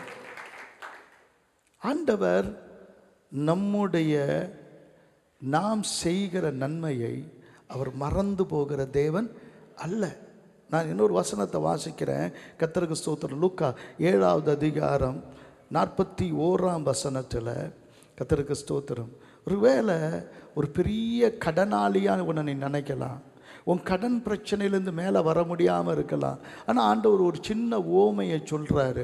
அந்த ஓமையில் லூக்கா 7:41, அப்பொழுது அவர் ஒருவனிடத்தில் 2 பேர் கடன்பட்டிருந்தார்கள். ஒருவன் 500 வெள்ளிக்காசும் மற்றவன் 50 வெள்ளிக்காசும் கொடுக்க வேண்டியதாக இருந்தது. சீமோன் பிரதியுத்தரமாக, எவனுக்கு அதிகமாய் மன்னித்து விட்டேனோ அவனே அதிக அன்பாய் இருப்பான் என்று நினைக்கிறேன் என்றான். அதற்கு அவர், சரியாய் நிதானித்தாய் என்று சொன்னார். என்ன சம்பவம்? ஒருவேளை அந்த சம்பவத்தை நான் சொல்லுகிறேன், எனக்கு நேரம் இல்லை, அதனால் ஒரு காரியத்தை சொல்கிறேன். இப்போ இயேசு கிறிஸ்து சிமியோன் என்கிற பரிசேயன் வீட்டுக்கு போனார். இயேசு எங்கே போனாலும் பரியாசம் பண்ணுறவனுக்கு பேர் தான் பரிசேயன். இயேசு எங்கே போனாலும் குற்றம் கண்டுபிடிச்சிட்டு இருக்கிறது யார் தான்? பரிசேயன். ஆனால் அவன் கூப்பிட்டாலும் ஆண்டவர் என்ன பண்ணலை? இந்த ஜாதியே சரியில்லைப்பா, இந்த ஜனமே சரியில்லை, இவனே அப்படி தான் அப்படின்னு நினைக்கல. அவன் வீட்டுக்கும் போனார். அங்கே விருந்து வைக்கும்போது யாருமே எதிர்பார்க்காத ஒரு வேண்டாத சம்பவம்னு நினைக்கிற ஒன்று நடந்துச்சு. அந்த ஊர்லேயே பாவியாக இருந்த, அவங்க கண்ணுக்கு பாவியாக இருந்த ஒரு ஸ்திரீ கண்ணுக்கு, அவள் வந்து இயேசுவின் பாதத்தின் பின்னாடி நின்று அழுது, இப்படி காலை அப்படி நீட்டி வச்சுட்டு தான், தரையில் அப்படி ஒரு படுக்கை இருக்கும், அதில் ஒரு திண்டு இருக்கும், அதில் சாஞ்சிக்குவாங்க, இப்படி காலை அப்படி நீட்டிட்டு இருப்பாங்க. அப்படி தான் என்ன பண்ணுவாங்க, இடத்தால படுத்துக்கிட்டு தான் என்ன பண்ணுவாங்க, சாப்பிடுவாங்க. இந்த அரேபியாவெலாம் பண்ணுறாங்க பார்த்தீங்களா, அதுதான் நாங்கள் இது அவங்களுடைய பழக்கம். எல்லாம் அப்படி பண்ணும்போது இப்படி காலை நீட்டிருக்கிறாரு, பின்னாடி கால் இருக்குது. அப்போ இந்த கால் இருக்கும்போது அவர் இங்கே பேசிகிட்டே இருக்கிறாரு. திடீர்னு பின்னாடி இங்கே யார் வந்தா என்னன்னு கவனிக்கவே இல்லை. அவர் ஸ்திரீயா யார் அதெல்லாம் பார்க்கவே இல்லை. அது பாட்டு பேசிட்டு இருக்கா சிமியோன்ட்ட. அப்போ இவன் வந்து கண்ணீர் வடிக்கிறான். அப்படி ஒரு நிமிஷம் பார்க்குறாரு, ஒன்றும் சொல்லலை. அப்புறம் கண்ணீரில் அவர் என்ன பண்ணுற, தன் தலைமயிரால் துடைக்கிறார். அவர் எடுத்திருக்கிற விலையேற பெற்ற தைலத்தால் என்ன பண்ணுற, அவருடைய பாதத்தை துடைச்சிட்டு இருக்கிறார். அப்போ சிமியோன் நினைக்கிறான், தன்னை தொடுகிறவள் ஒரு பாவின்னு இவருக்கு தெரியாதா? இவருக்கு ஒரு தீர்க்கதரிசி தானே. சரி, பெரிய தீர்க்கதரிசியாக இருந்தாலும் இந்த ஊரில் என்ன நடக்குதுன்னு கூட ஒரு ஊர் நிலவரம் கூட தெரியாதா? தன்னை தொடுகிறது யாருன்னு அவருக்கு தெரியலையா? சிமியோனே, நான் ஒரு காரியம் உனக்கு சொல்கிறேன். ஒருத்தவன்ட்ட 2 பேர் கடன் பட்டிருந்தாங்க. ஒருத்தவன் 500 வெள்ளிக்காசை என்ன பண்ணா, கடன் பட்டிருந்தான். 500 வெள்ளிக்காசுன்றது, ஒரு வெள்ளிக்காசுன்றது ஒரு நாள் கூலி. அப்போ 500 × 1000 போட்டு பாருங்களேன். உங்களுக்கு 2000 ரூபா சம்பளமாக இருந்தால் 2000 போட்டு பாருங்களேன். ஒரு 10 லட்ச ரூபா இல்லை ஒரு 5 லட்ச ரூபா அவர் ஒருத்தன் கடன் பண்ண. ஒருத்தன் 50 வெள்ளிக்காசு என்ன பண்ணுறான் அப்படின்னா ஒரு 50 நாள் கூலி, ஒரு 50 × 1000 ஒரு 50,000, அவ்வளோதான். ஒருத்தன் 5 லட்சம் கடன் பட்டிருக்கிறான், ஒருத்தன் 50,000 கடன் பட்டிருக்கிறான். அப்படி கடன் பட்டிருக்கிறான். இப்போ அவங்களுக்கு கொடுக்க நிர்வாகம் இல்லாத போது அவர் என்ன பண்ணிட்டாரு? 2 பேருமே என்ன பண்ணிட்டாரு? மன்னிச்சிட்டாரு. அப்போ யார் அவனிடத்துல அதிகமாய் அன்பாய் இருப்பான்? அப்போ சிமியோன் சொல்கிறான், யாருக்கு அதிகமாய் மன்னிக்கப்பட்டதோ அவன் தான் அவர்கிட்ட என்ன பண்ணிருக்கணும்? அன்பாய் இருப்பான். நீ சரியாக என்ன பண்ண சொன்னேன் அப்படின்னா ஏன் சொன்னார்னா, இவன் இந்த 50 வெள்ளிக்காசுக்கு எப்படி நினைக்கிறேன், 50 வெள்ளிக்காசை நான் என்ன பண்ணியிருக்கிறேன், மன்னிச்சதே ஸ்திரியே உன்னை மன்னிச்சிட்டேன்னு சொன்னது உனக்கு இவ்வளோ இருக்குதே, உனக்கு மன்னிச்சது அதை விட 10 மடங்கு அதிகம். எத்தனை பேர் ஆமேன்றாங்க? ஆனால் மற்றவங்கள்ட்ட குறைய தான் என்ன பண்ணிட்டு இருக்கிற, கண்டுபிடிச்சிட்டு இருக்கிற. திரும்பி பார்த்து, மகளே உன் பாவங்கள் உனக்கு மன்னிக்கப்பட்டதுன்றார். எத்தனை பேர் உனக்கு எதிராக என்ன பேசினாலும் தேவனுடைய அன்பு உன் மேலே இன்னும் அதிகமாக தான் இருக்குதே ஒழிய அது குறையில. அவர் செய்ய நினைச்சது அது தடைபடவும் இல்லை. அல்லேலூயா. அவர் செய்ய நினைத்தது ஒரு நாள் என்ன பண்ணாரு? தடைபடாது. கர்த்தருக்கு ஸ்தோத்திரம். அவர் செய்யணும்னு நினைச்சதை அவர் ஒரு நாளும் செய்யாமல் இல்லை. ஒருவேளை இது ஒரு கண்ணுக்கு முன்னாடி அவங்களுக்கு இவ்வளோ பெரிய விலையேற பெற்ற தைலத்தை கொண்டு வந்து கர்த்தர் எவ்வளோ மன்னிச்சானு ஒரு சிலருக்கு அந்த நன்றியோடு தான் இருக்கிறாங்க. அவங்க யாரும் பார்க்குறதில்ல. எனக்கு ஒரு அம்மா என்னுடைய ஹார்ட் அட்டாக் ஆன நாட்களில் அவங்க இறந்து போனாங்க. செபஸ்தியார் கோயிலில் செபஸ்தி அம்மானு பேர், அந்த அம்மா பேர்.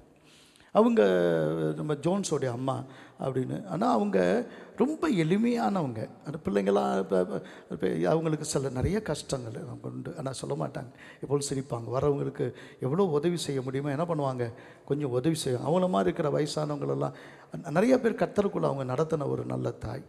அது அடக்கத்தில் அந்த கொரோனா டைமில் கூட நான் அடக்கம் பண்ணேன் அவங்கள. ஏன்னா அவ்வளோ தூரம் ஒரு நல்ல வாழ்க்கை அவங்களுக்கு கர்த்தர் கொடுத்துருந்தார். ஆனால் ஒரு பழைய படையை கட்டியிருப்பாங்க. ரொம்ப எளிமையாக இருப்பாங்க. உங்களுக்கு தெரியும், அவங்கள பார்த்தா ரொம்ப எளிமையாக இருப்பாங்க. அதனால் ரொம்ப அன்போடு கூட இருப்பாங்க. ஆனால் அவங்க ரொம்ப பட்டிருந்தாலும் கூட கர்த்தர் அவங்களுடைய ஜெபத்தை கர்த்தர் கேட்டார். கர்த்தருக்கு ஸ்தோத்திரம். ஒரு நாள் பரிதாபமாக நிற்கிறாங்க. அந்த நேரத்தில் நான் பரிதாபமாக நின்னேன். ஏன்னா எனக்கு ஒரு நல்ல கவனிங்க, எப்பொழுதும் இதெல்லாம் வேலையெல்லாம் முடிச்சிடுவேன். ஆனால் மேலே காங்கிரீட் போடும்போது 5 லட்சம் வரும், 10 லட்சம்னு வரும். அப்படி வரும்போது அதை என் கையில் நிர்வாகம் இருக்காது. இது ஒவ்வொரு ஃப்ளோருமே ஏதோ ஒரு அற்புதத்தில் தான் அதெல்லாம் என்ன பண்ணுது, மேலே காங்கிரீட் போட்டு ஒன்றுக்கும் ஒரு சரித்திரம் இருக்குது. ஒன்றுக்கு இதுக்கு ஒரு சரித்திரம் இருக்குது, இதுக்கு ஒரு சரித்திரம் இருக்குது. எங்கள் வீட்டினுடைய கூரைகளுக்கு சரித்திரம் இருக்குது. எனக்கு நினச்சி இன்னைக்கு இப்போனா ஆச்சரியமாக இருந்தது.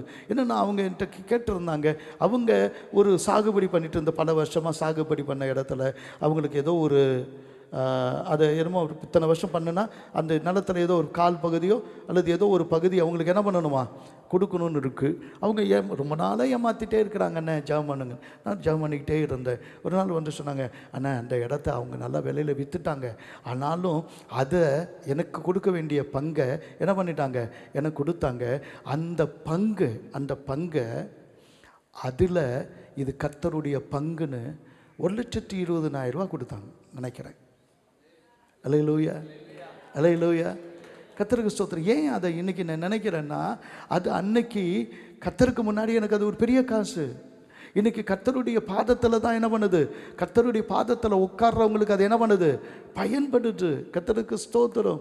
தேவனும் இன்றைக்கு ஒருத்தவன் குறை சொல்லி கொண்டே இருக்கிறான்ல, அவனுடைய பேர் சிமியோனை நம்ம நினைக்கிறது இல்லை. ஆனால் இவளுக்கு பேரையே சொல்லப்படலை, ஆனால் அவள் செய்தது நினைக்கப்படுகிறது. எத்தனை பேர் ஆமேன்னு சொல்கிறது? அல்லேலூயா. அவர் செய்தது நினைக்கப்படுது. கர்த்தருக்கு ஸ்தோத்திரம். அல்லேலூயா. நீ ஆண்டவர் மேலே வச்சிருக்கிற அந்த அன்பை நினைத்திருக்கிற ஒரு உண்மையுள்ள ஒரு ஆண்டவர் உனக்கு இருக்கிறாரு. அல்லேலூயா. கர்த்தருக்கு ஸ்தோத்திரம். நான் முக்கியமாக கடைசியாக ஒரு 7வது ஒரு காரியத்தை சொல்லி முடிக்கிறேன். கர்த்தருக்கு இன்னைக்கு எதிரிகள் இல்லாத யாருமே இல்லை, போராட்டம் இல்லாத வாழ்க்கையே இல்லை, கஷ்டங்கள் இல்லாத நாளே கிடையாது. தினம் நாம் யுத்தம் பண்ணுகிறோம். மாம்சத்தோடும் யுத்தம் பண்ணுகிறோம், இரத்தத்தோடும் யுத்தம் பண்ணுகிறோம், மாம்சமான மக்களை யுத்தம் பண்ணுகிறோம், நிறைய யுத்தங்களும் போராட்டங்களும் பண்ணுகிறோம். ஆனால் கர்த்தர் சொல்கிறாரு, நான் போதுமானவர், நீ சும்மா இரு. ஆண்டவர் சொல்கிறாரு யாத்திராகமம் 15வது அதிகாரம் 3ஆம் வசனத்தில், யாத்திராகமம் 15வது அதிகாரம் 3ஆம் வசனத்தில் வாசிக்கும் போது அந்த வசனம் சொல்லுது, கர்த்தரே யுத்தத்தில் வல்லவர். கர்த்தர் என்பது அவருடைய அந்த அந்த இடத்துல சர்வ வல்லவர், எல் ஷடாயின்னு வருது. அவர் சர்வ வல்லமையுள்ள தேவன். உன்னுடைய யுத்த நாட்களிலும் ஒவ்வொரு நாளும் வித்தியாசம், உடைய போராட்டம் ரொம்ப வித்தியாசம். ஆனாலும் உன்னுடைய யுத்த நாட்களிலும் கர்த்தர் போதுமானவர். நீ யுத்தம் செய்யாத, யுத்தம் கர்த்தருடையது. கொஞ்சம் கையை வச்சு சொல்லுங்க, நான் யுத்தம் செய்ய மாட்டேன், யுத்தம் கர்த்தருடையது. யுத்தம் கர்த்தருடையது. ஏன் அந்த அந்த யுத்தத்தை கர்த்தருடையது அப்படின்னு சொன்னான்னா, அப்போ பார்வோன் மேலும் எகிப்தியர் மேலும் இவர் ரொம்ப கோபமாக இருந்தார். அதற்கெல்லாம் அவன் பழி வாங்கணும்னு செஞ்சார். இல்லை, நம்முடைய ஆண்டவர் நீதியும் நியாயமாக யுத்தம் பண்ணுகிறவர், நீதிக்காக அதை செய்தவர், நியாயத்துக்காக செய்தவர். நம்பி வந்தவங்களை, விருந்தாளியாக வந்தவங்களை 400 வருடம் தலைமுறையாய் 10 தலைமுறைகளை அவன் அடிமைப்படுத்தி கொண்டு வந்து அவர்களுடைய கல்லறைகளை கட்டினான். அவர்களுடைய தெய்வங்களுக்காக அவன் கோயில்களை கட்டினான். இதை செய்த தவிர எகிப்தை என்ன பண்ணலை, மேன்மைப்படுத்தலை. மக்கள் அப்படியே தான் இருந்தாங்க. கல்லறையை கட்டுறதுக்குன்னே ஒரு நாடு, பூனையை கடவுளாக வச்சு கும்பிட்டு இருந்தான். அதுக்கு ஸ்தோத்திரம். எதெல்லாம் அவன் தலையில் ஒரு பாம்பு இருக்கும், அந்த குதிரையே அவனுடைய கிரீடத்திலேயே ஒரு பாம்பு வச்சிருக்கும், தலையில் பாம்பு. அப்படிப்பட்ட அவனுடைய காரியம் மந்திரவாதிகளை வளர்த்தாங்க. இன்னைக்கு இருக்கிற சாங்கியம் சகுனம் எல்லாத்துக்கும் காரணம் அங்கிருந்து வந்தது தான். மந்திரவாதம், 4 நட்சத்திரம் எல்லாம் வந்தது எகிப்திலிருந்து வந்தது.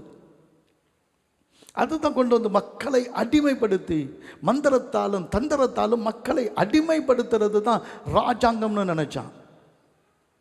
தனக்கு மேலே கடவுள் இல்லைன்னு தன்னையே கடவுள்னு என்ன பண்ணா வச்சான். அப்படி இவங்களை எபிரேயர்களின் தேவன் சொல்லுவது, அடிமைகளுக்கும் தேவன் இருக்கிறாரா? அடிமைகளின் தேவன் என்ன செய்து விடுவார்? நீ சொல்கிற கர்த்தரை எனக்கு அறிய மாட்டேன் அப்படின்னு தான் மோசைகிட்ட முன்னாடி சொன்னான். அப்படியா ராஜா, இப்போ விடுதலை ஆக்கிட்டியா? எல்லாம் உன் கையிலேருந்து வெளியே வந்துட்டாங்களா? கர்த்தர் வேறு பிரிக்கிறது எதுக்கு காரணம் தெரியுமா? நீ அடிபடக்கூடாதுன்னா. அல்லேலூயா. வேறு பிரித்து 3 நாள் தூரத்தில் வந்தாச்சு. ஆனால் வனாந்தரத்தில் அலையிறாங்க. ஒரு செய்தி போகுது.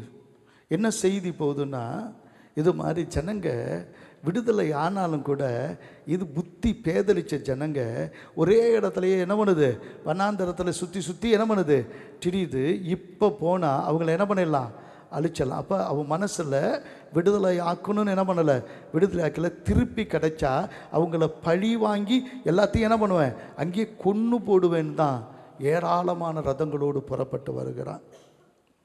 கர்த்தருக்கு ஸ்தோத்திரம். உன்னை அழிக்கவும் ஒரு பெரிய கூட்டம் காத்திருக்கலாம். ஆனால் உனக்காக யுத்தம் பண்ணுகிற ஒரு கர்த்தர். அல்லேலூயா. உன் கையில் என்ன இருக்குது, ஒரு கோல் இருக்குது. கோலை வச்சு என்ன பண்ண முடியும்? ஒரு கோல் தான் இருக்குது. நானே கர்த்தர். இந்த யுத்தம் கர்த்தருடையது. ஆமென். கர்த்தருக்கு ஸ்தோத்திரம். நாம் நினைக்கிறபடி அந்த யுத்தம் என்ன பண்ணலை, நடக்கலை. எந்த ஆயுதங்களையும் கர்த்தர் என்ன பண்ணலை, பயன்படுத்தலை. எந்த ஆயுதங்களையும் கர்த்தர் என்ன பண்ணலை, பயன்படுத்தவும் இல்லை. எந்த ஒரு மனிதனிலிருந்து கிரியைகளையும் கர்த்தர் எதிர்பார்க்கலை. கர்த்தருக்கு ஸ்தோத்திரம். உனக்காக யுத்தம் செய்யும்போது அவரே இறங்கி யுத்தம் பண்ணுவார். அல்லேலூயா. இன்னும் கொஞ்சம் விலைக்கு சொல்கிறேன். கர்த்தருக்கு ஸ்தோத்திரம். இவங்க கும்பிட்ட கடவுள், அந்த கடவுளுக்கு பேர், எல்லா கடவுளையும் அவர் சித்தரடிச்சுட்டே வருவார். நைல் நதி அவங்களுக்கு ஒரு கடவுள், தவளை அவங்களுக்கு ஒரு கடவுள், பேனு, பாகாலுக்கு இன்னொரு பேர் பேனு. அந்த பேனு வண்டு எல்லாம் அவங்களுக்கு கடவுள். அதையே கொண்டு அழிச்சார் அவங்க தேசத்தை.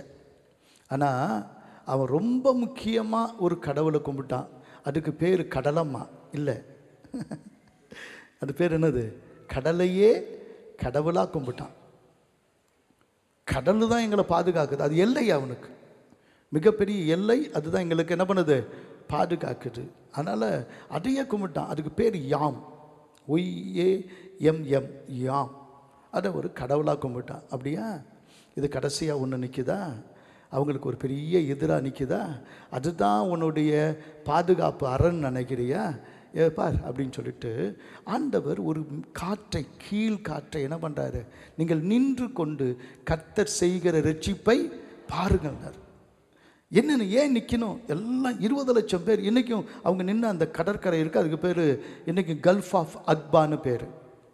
அந்த ஒரு கரையிலேருந்து அந்த கரையை அவங்க ஏறின இடம் அது சவுதி அரேபியாவினுடைய பகுதி. அதுக்கும் இன்றைக்கி கண்டுபிடிச்சிருக்கிறாங்க அவங்க கடந்து போன அது பகுதி. அது கீழே இருக்க அவங்களுடைய இந்த பார்வோனுடைய ரதங்கள், அது குதிரைகளுடைய எலும்புகள், மனிதருடைய எலும்புகள்லாம் இப்போ கண்டுபிடிச்சிட்ருக்கிறாங்க. நிறையா ஆதாரங்கள் இருக்குது. ஆனால் அதை ஏன் காண்பிக்கிறார் ஆண்டவர் திரும்பி திரும்பி அப்படின்னு சொன்னால், ஆண்டவர் பார்வோனையும் அவனுடைய கூட்டத்தையும் ஒருத்தவனும் தப்பிடக்கூடாதுன்னு திட்டமிட்டார். நீ அடித்தா 4 பேர் அடிபடுவான், 4000 பேர் ஓடிடுவான். ஆனால் கர்த்தர் அடித்தார்னா ஒருத்தவன் எலும்பு கூட மிஞ்சாது. அல்லேலூயா, அல்லேலூயா. நினைக்கிறேன் கர்த்தருக்கு ஸ்தோத்திரம். ஒரு கீழ்காற்றை அனுப்புகிறார். அந்த கீழ்காற்று அடிக்கிற வேகம் ஒரு 300 கிலோமீட்டர் வேகத்தில் அடித்தா தான் ஒரு தண்ணீரை என்ன பண்ண முடியும்? பிரிக்க முடியும். 300 கிலோமீட்டர் வேகத்தில் அடித்தா கட்டடங்களே நிற்காது. இவங்க எல்லாம் பறந்துருக்கணும். எல்லாரும் என்ன பண்ணியிருக்கணும்? எங்கேயோ பறந்து போயிருக்கணும். ஆனால் எப்படி நின்னாங்க? எந்த காற்று அடித்தாலும் என் பிள்ளைகளை நான் தான் நிலையாக நிற்க வைக்கிறேன்ற. அல்லேலூயா. எதிர்காற்று எதிரியை தான் பண்ணும், நமக்கு எதிர்காற்று இல்லை. அது அடி, அது அடித்து அது அப்படியே பிரியுது. அது அந்த இடத்துல கரெக்டாக அந்த கடந்து போன அந்த பாதையை இப்போ கணக்கிட்டுருக்கிறாங்க. அதனுடைய ஆழம் 1400 அடி. அதன் ஆழம் 1400 அடி. அப்படின்னா ஒரு பெரிய ரோடு இல்லை, ஒரு 8-வே சாலை மாதிரி மிகப்பெரிய அளவில் இவங்க ஒரே நேரத்தில் அப்படியே ஒரு 80 பேர் 90 பேர் போனாலும், அல்லது ஒரு கூட்டமாக ஒரு 100 பேர் 150 பேர் போனாலும் அப்படியே கொஞ்சம் நேரத்தில் கிராஸ் பண்ணணும். அப்படின்னா அவ்வளோ அகலத்துக்கு திறந்துருக்கு. அப்படி அகலத்தில் திறக்கும் போது அப்போ அது நிற்கினா அந்த 2 பக்கமும் அந்த தண்ணி நிற்கிது. அப்படின்னா 1400 அடி உயரத்துக்கு நிற்கிது. 140 மாடி சொல்கிறானே, உலகத்திலேயே பெரிய உயரமான மாடி. அவ்வளோ உயரத்துக்கு 2 பக்கமும் இது என்ன பண்ணுது? அப்படி ஜலம் அப்படி ஐஸாக போய் என்ன பண்ணுது? நிற்குது. அதுக்கு பின்னாடி இருக்கிற அந்த தண்ணீர் மோதி இது உடையாத படிக்கு இது ஸ்ட்ராங்காக நிற்கணும்னா -40 டிகிரி போகணும். மைனஸ் வந்தால் 0 டிகிரி இதை தான் நம்ம ஃப்ரிட்ஜு. அது அப்படியே ஒரே நிலையில் போய் நிற்கணும்னா -40 டிகிரி போகணுமா. அப்படி -40 டிகிரி போகணுன்னா அப்படின்னு சொன்னால் அந்த இடத்துல நீ உன் கையை அப்படி நீட்டுனா கை உறைஞ்சிரும். ஒரு செகண்டில் கை உறைஞ்சிரும். நீங்கள் இப்போயும் அண்டார்டிகா பகுதியில் அவங்கள யாராவது இது போகும்போது பார்த்துருப்பீங்க. ஏதோ ஒரு ஃபோட்டோ கிட்ட போடுவாங்க. என்னென்னா சுடு தண்ணியை என்ன பண்ணுவாங்க? அப்படி மேலே ஊற்றுவாங்க. ஊற்றுனா என்ன ஆகிடும்? அப்படியே பனி கட்டியாக வந்து கொட்டும். அதை விட மோசமான பனி, அவ்வளவு குளிர். அப்படி கையை நீட்டுனா கையை மடக்க முடியாது, உடச்சி தான் எடுக்கலாம். அப்படி ஒரு பனி. அதில் எப்படி நின்னாங்க? எந்த குளிருக்கும் நிற்கிறது தான் கர்த்தருடைய ஜனம்.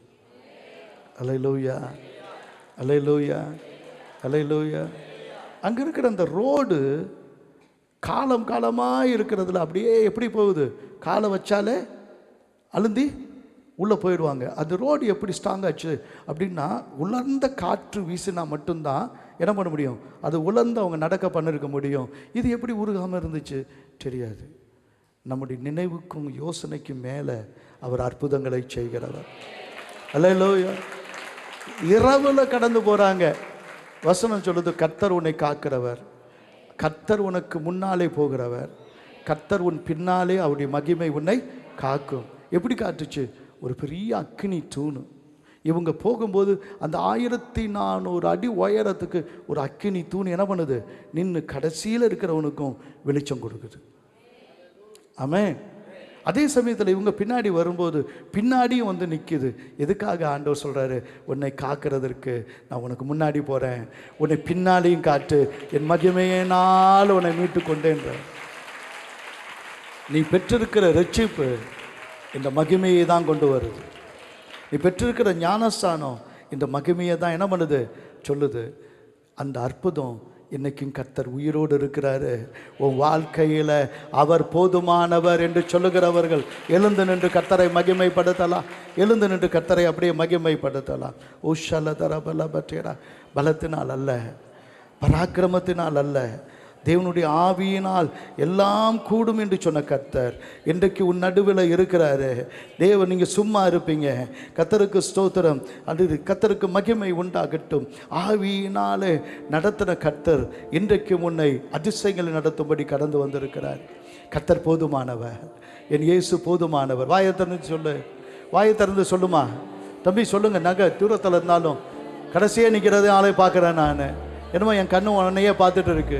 வாயை திறந்து சொல்லு, என் கர்த்தர் போதுமானவர். தம்பி, திரும்பி திரும்பி உன்னை தான் பார்த்துட்டு இருக்கிறேன். என் கர்த்தர் போதுமானவர். வாயை திறக்க மாட்டேங்கிற, வாயை திறந்து சொல்லு, என் கர்த்தர் போதுமானவர், என் கர்த்தர் போதுமானவர். அல்லேலூயா. ஏன்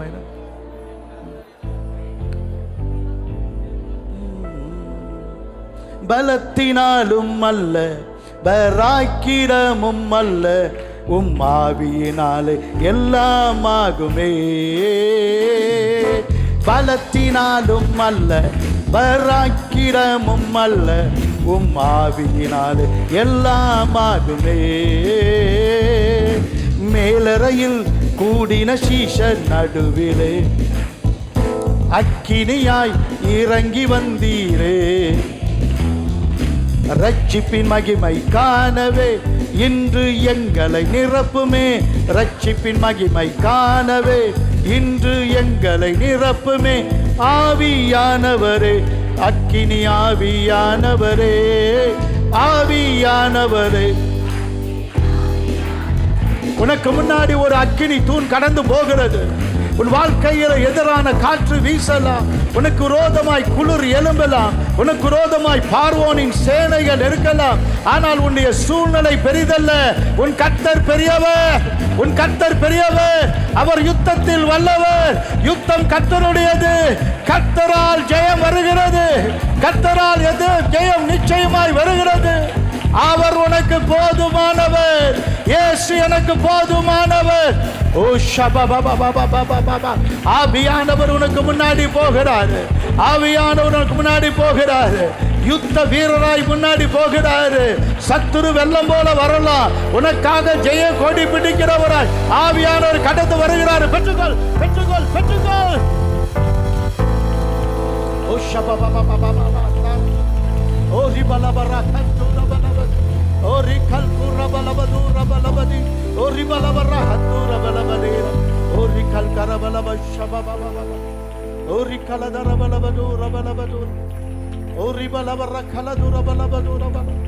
ஓ ரிகபபபபப ஷபபபபப. ஓ ரிகலதரபலபது ரபலபது. ஓ ரிபலபரா கலதரபலபது. ஓ ரிபபபபப. வல்லமை, வல்லமை, வல்லமை.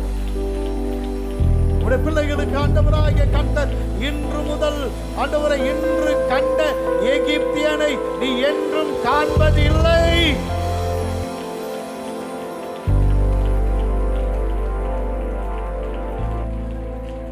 கர்த்தரே யுத்தத்தில் வல்லவர் என்பதை நிரூபிக்கிறார். கர்த்தர் போதுமானவர் என்பதை ஒவ்வொரு நாளும் காணத்தக்கதாக அதிசயங்களை நடத்தும். இயேசு கிறிஸ்துவின் பெயரால் கேட்கிறோம் பிதாவே. என் ஆத்துமாவே கர்த்தரை ஸ்தோத்திரி, என் முழுமே கர்த்தரை பரிசுத்த நாமத்தை ஸ்தோத்திரி. என் ஆத்துமாவே கர்த்தரை ஸ்தோத்திரி, கர்த்தர் செய்த சகலவாலையும் மறவாதே. ஆமென். கர்த்தராகிய இயேசு கிறிஸ்துவின் கிருபையும் பிதாவாகிய தேவனுடைய அன்பும் பரிசுத்த ஆவியானவருடைய அந்யோன்ய ஐக்கியம் நம் அனைவரோடும் உலகில் உள்ள எல்லா பரிசுத்தவான்களோடும் கர்த்தருடைய வருகை